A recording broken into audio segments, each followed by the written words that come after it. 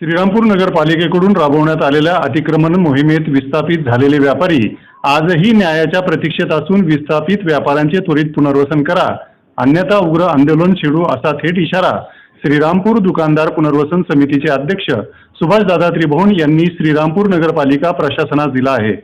श्रीरामपूर नगर परिषदेसमोर आज विस्थापित व्यापाऱ्यांच्या प्रश्नावर भव्य निदर्शने करण्यात आली। नेवासा रोड, बेलापूर रोड तसेच शहर पोलीस स्टेशन समोरील गोंदवणी रोड परिसरातील व्यापाऱ्यांची दुकाने 27 जानेवारी 2025 रोजी अतिक्रमणाच्या नावाखाली हटवण्यात आली होती।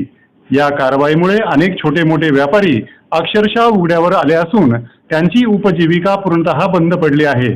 कर्जबाजारीपणा, मुलांचे शिक्षण, वृद्ध आई वडिलांचे उपचार आणि बँकाचे हप्ते भरणेही अशक्य झाल्याचे सुभाषदादा त्रिभुवन यांनी सांगितले।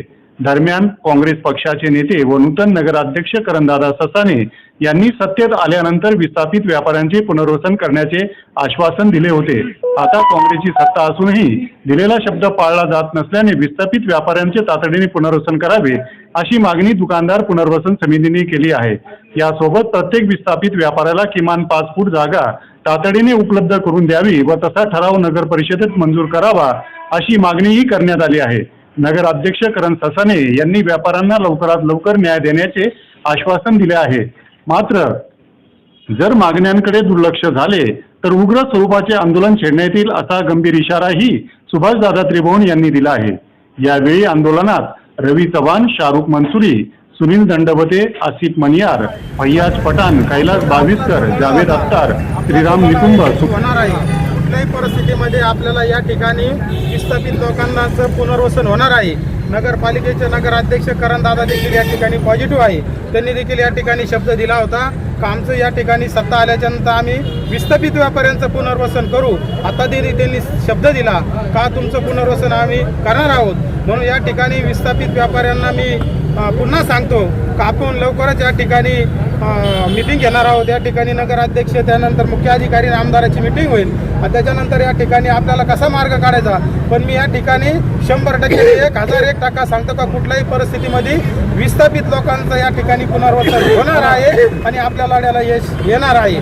विस्थापित व्यापारी एकजुटीचा, विस्थापित व्यापारी एकजुटीचा, विस्थापित व्यापारी एकजुटीचा।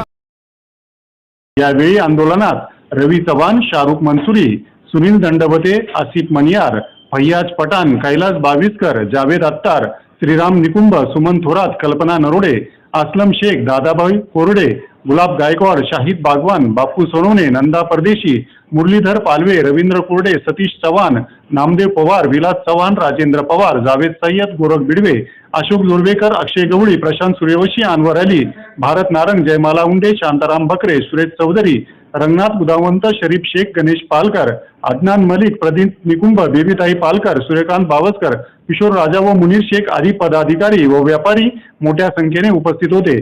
श्रीरामपूरमधील विस्थापित व्यापाऱ्यांच्या न्यायाच्या लढ्याकडे आता संपूर्ण शहराचे लक्ष लागले आहे। भीम प्रहार न्यूज मराठीसाठी संदीप जगताप, श्रीरामपूर।